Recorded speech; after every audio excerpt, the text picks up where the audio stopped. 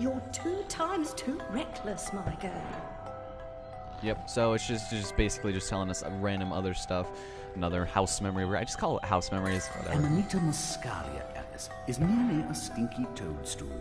A spongy consistency, but poisonous. Alright, well thank you very much for that. We've got ourselves a very strange purple material here. Wonder what this does. I've been down this road before. Good things in small packages? Though lacking a bathing costume, a plunge in that pool is in order.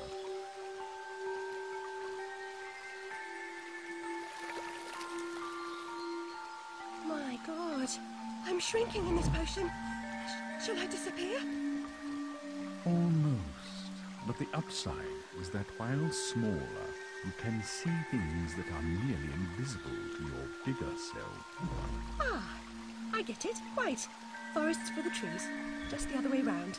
Short-sighted is more than a matter of perspective.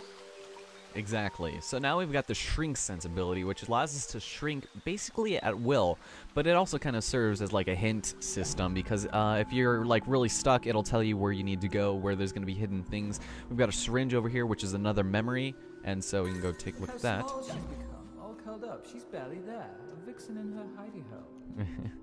So I don't know what that even means. I think it's supposed to be something that's related to our health. But we head over here and we actually backtrack back to this area where we were talking about the other thing. So we head back up here and we can actually head through this area. Actually, I just missed a memory that was supposed to be over here. Did I? Or did I already grab it? Or maybe that was the one. I don't know. I'm going to try and collect all of these. There is a chapter select, which makes things a little bit easier if I miss something. Here we've got shrinking violets, and if you get hurt, you just have to go into it, and it'll heal you. You have to break it by getting out. Here we've got teeth, and you're going to want to collect these. This is like the third game where teeth is going to be your currency for upgrading your stuff. The first being Shadows of the Dam, the second being something else I can't remember, but I'm sure it's been somewhere else before. So just make sure you're collecting these as much as possible. You're going to need kind of an absurd amount in order to actually make it worth your while. But, you know, for the most part, you don't really have to go too much out of your way to collect a bunch. So we head back down here. Just make sure I'm not missing anything. Just look at the... I don't know. It gets so much better later on. It's, like, amazing how almost consistent this game is. But it gets really, like, insane. Just, like, you know, chaotic almost. Okay, so here, so there you kind of, a little bit of foreshadowing. We're going to be getting our first weapon here pretty soon. And if we're in this, we're in this room, so make sure you don't forget to grab another memory. So here it's telling you, hey, you got a family memory over here, so there's that. I'll never have more fun alone than when I rode the big slide in Hyde Park. Papa will take you soon, Alice. Oh, yes. So here we've got ourselves a nice little slide. We can't break these open yet, but these are kind of like pots in that you'll be able to get teeth and random enemies will come out of them sometimes. So let's go down the slide and collect as many of these teeth as we can. We're going to need like hundreds for our first upgrade, but by the time we get to that point, we'll probably be able to at least get our primary weapon up pretty soon here. So gold ones are worth 5. And so just try and collect those as much as you can. I'm just going slow here. It's not really super important to be getting, you know, every single tooth we find, but I would like to, just so that we're, you know, good to go. We can also break through with our feet here. Ugh, there we go. And these will also contain teeth, which I think I already mentioned. So yes, once again, another allusion to Kingdom Hearts, is it not? Just kidding. It's not, because, well, this isn't the first game to start the whole thing, but here we've got ourselves a nice little river of blood here. So if you guys recall, the Jabberwocks that we saw back in London, well, over here we've got ourselves an interesting creature that appears to be dead, but it looks a little familiar if you played the first game. The vorpal blade is swift and keen and always ready for service.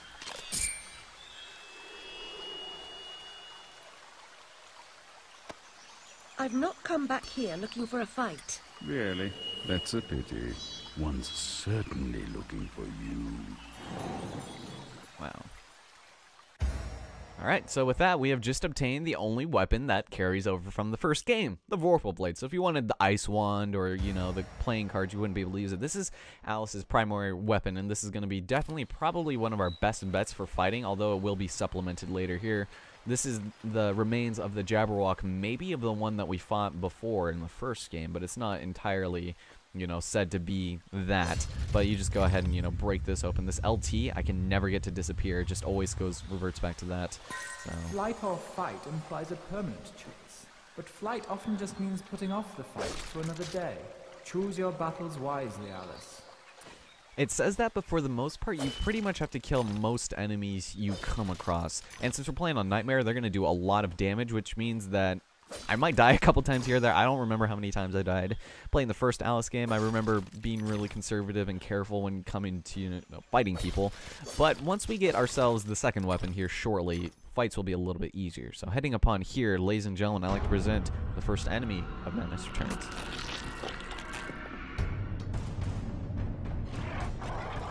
Alright, we've got Insidious Ruins. These guys are going to be one of your primary kind of, I want to say Heartless slash Goombas, because they're not really that bad, but you just go ahead and lock onto them, and then you just button mash, and that's pretty much all you have to do. Be careful, because you can dodge with the right bumper, but just be a little bit careful, because some of these enemies are going to be a lot more difficult to fight than you would imagine. So just got to do all this nonsense. Kind of reminds me of Alone in the Dark, which I don't think you ever saw anything pertaining to that, which if you did, that's good. So, yeah, gross, ugly, and evil. So right now, wow, the vorpal blade is really weak here right now. Usually these guys will drop, decent amounts of teeth here. But we'll get into it a little bit later as to drop rates and different things that can change that. Because while this is a pretty simple game in terms of combat and, platforming, there is a slight RPG element to it. I say that, very tongue-in-cheek because it's not really, but here we've got another memory in the form of Mr. Bumby. A flower's purpose is simple and immutable. Human purpose is fickle, because it is a slave to memory. Memories must be strictly managed, Alice. Unproductive ones must be eliminated. Okay, so something he says there, he's trying to make us forget the past, which in itself might be a good thing, but it also might not be the greatest thing. And we'll talk about that later. Here we've got Alice's float ability, oh, float on. Or we'll sing the float song by Broken Bells. Oh, just float. Oh, God, it's like, whatever. So we can use float multiple times, which is good for us in certain instances. But for the most part, don't really worry about grabbing too much stuff like that. Here we've got our first bottle, and I do believe these are actually for something different. I don't recall what, but it's not like concept art. We can grab that if we want. Let's just go grab it. It's just the one, but we pretty much have to go over here. Turning around completely when you're floating is not the easiest thing to do because you have to hold A, but you also have to rotate the camera in order to fully turn around. So just keep that in mind. It's kind of a weird thing. So if you're going to float somewhere, just make sure you know where you're floating.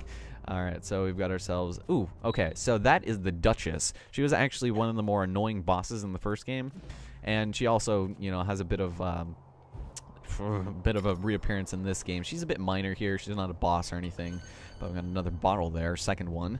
So let's go bust this open right here, and you'll notice there's kitchen over there, and there she is, Miss Duchess. So because everyone that we killed before, like Cheshire Cat came back to life, because spoilers, he died, we killed the Duchess because she was a boss, obviously, but here she is alive, and she looks a little bit different. She looks a little bit younger, and I don't think she's gonna hurt us, so let's go approach her. It's you again, Alice. You may approach. Why would I do that? You want to eat me? Yes, well, you taught me manners, and I've lost my taste for mad women. Strictly a porcine diet for me. Everything's better with bacon, don't you agree? Of course you do. Now, there are pig snouts scattered about. I heard a few behind the house. Go fetch them for me. But take care for the pests that block your way. Pepper them up if they do. They need spice, and you're just the girl to season them for me. You'll find that grinder serviceable. Why not season your own pig parts? Matter of priorities. My alabaster skin needs protection from the disgusting creatures running amok amidst the environs. But one gets peckish. Look, all you have to do is listen for the oink, then shoot the snout. You may like the results. I certainly will. Alright, so instead of an insatiable appetite for mad women, she now likes pork, which is strange because as I've heard, I've never actually tried human or anything, which I have no plans to, but apparently we're supposed to taste like pork. So anyway, that's a little bit of foreshadowing from the past game. We've got the pepper grinder, and this was actually the weapon she had used against us in the fight against her in the first game, which is a little interesting considering that, well, maybe Madness has not taken her quite yet, which is why she only likes pork right now. And we're going to be fighting a new kind of enemy here, which is really annoying, and luckily we don't see too many of them past this point. Well, we've got bolterflies. There's actually an achievement to kill 5 of these guys in a row, so we can do that. Just go ahead and press the right trigger to shoot the pepper grinder, and then you got it good. Just kill 5 of these guys in a row without... Oop, watch out, you got to go and dodge to get her out of that. You can go in first-person mode by clicking the right trigger, but for these guys, it's probably easier just to do this. You do have a bit of a fire rate here, which is a little annoying. If you bought the DLC, which I did, and I will be showing all aspects of that, including weapons and other things you can do with it. But the weapon you can get that kind of replaces this is better in the sense that it doubles your ammunition. You can upgrade these things later. It's just right now it's kind of a little annoying thing. Oh, come on, seriously? You're supposed to kill 5 of these guys in a row without shooting the other thing, but it's kind of annoying. With the pepper grinder, I don't think I got the achievement yet, but if I did, that'd be kind of silly. Because I was practicing and I accidentally started on my actual account that I like using for LPs, which is my main one, but you just have to defeat that thing without hopefully getting in your line of sight. Let's just kill it. I don't even care. There's going to be like 5 more of these that show up later, and we'll be able to do things with it. This thing can't hurt you by itself, but you can still just shoot it. And this is going to be something you're definitely going to want to use with your fights later on, especially early, because we're kind of sucking right now in terms of our stats. You pretty much just go ahead and alternate between the pepper grinder and the vorpal blade, and that makes for like really good combos and such. So if you're like out of your ammo here, then you can just go ahead and go in with the vorpal blade and then do a couple combos until it, you know, deheats a little bit or cools down. Deheats. Alright, so yeah, you get an achievement for 5 of those in a row. And I'm pretty sure I probably already got it because I didn't hit this asshole over here at all. Alright, so we can go and attack these guys. Just if they get attached to you, just go and dodge away with the right bumper. You'll be good to go.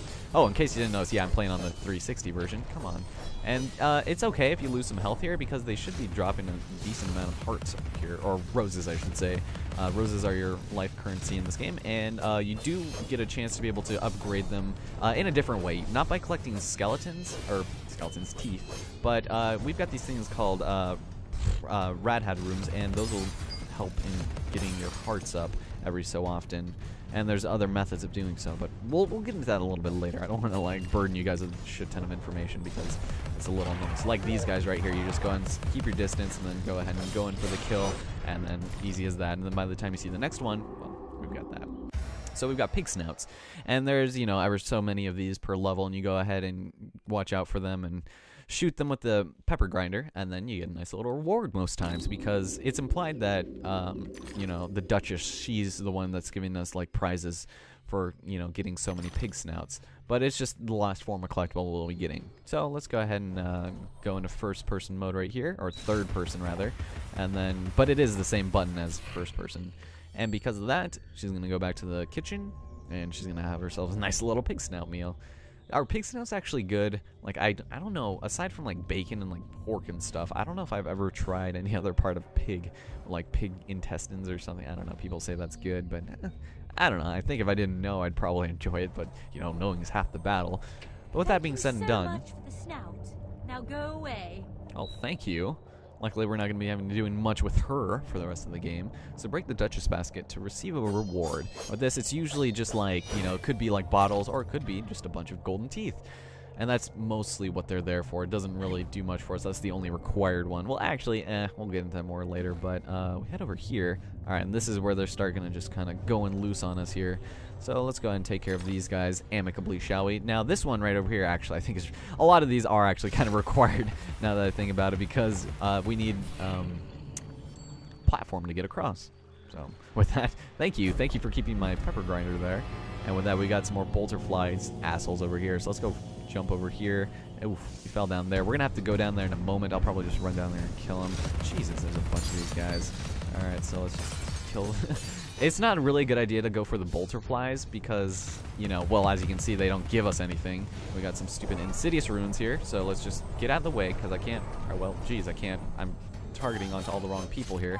But yeah, this is pretty much the combat. It gets a lot more interesting later. We get 6 weapons here as opposed to the 9 in the other game, which isn't necessarily a bad thing because, well, the weapons here do get vastly superior than when we first get them. So I kind of like that aspect of it, but for the most part, you know, it's not that much changed. And you will be seeing some kind of familiar-esque weapons. Like, you're not going to be finding the blunderbuss here or anything. So let's go ahead and take out the stupid... I like to be able to take care of this guy right now. There we go. Oh, not quite. Alright, well, there's a guy down there. I should probably take care of him as well. But let's just... There we go. There's one of them, and the other guy's down here. So I don't like... Sometimes that guy down there doesn't always show up, and it's strange because he didn't last time, so... I usually don't have to drop down here, but I guess right now we're just going to. There we go. Alright, so bolterfly is not really more than an inconvenience. And like I said, we won't be seeing more of these guys later on, thank God. Alright, thank you. And then there's one last one up top that we're probably just going to need to shoot up. Oh, God. Yeah, it's kind of delayed when it comes to going into third-person mode. I'm going to probably just be calling this first person for all I care, because that's pretty much what it is to me. So not really. Okay, so he's dead, and now we should be getting... Okay, snouts are going to be coming out. And so let's go explore a little bit down here. There's actually collectibles down here, and I usually just wait until I accidentally fall or something, because I have a tendency to suck at the platforming in this game because her floatiness is really super floaty. Okay, so now that's done. Okay, we've got some colored strange things here. I forgot what these things are called. I always just like want to call them, I don't even know what I want to call them. But these things, sometimes they'll have gold ones in them. Now over here, you use your shrinking ability. You'll notice there's a false rock there. Let's go run through and see what this keyhole has to offer us, shall we? Oh god, I'm excited to be playing this game, you guys. Like, I can't even explain. It's like, oh god, this is the game I wanted to LP last year, but it's been like 2.5 years since this game came out, which seems so weird because it still feels relatively new to me, so... I don't know.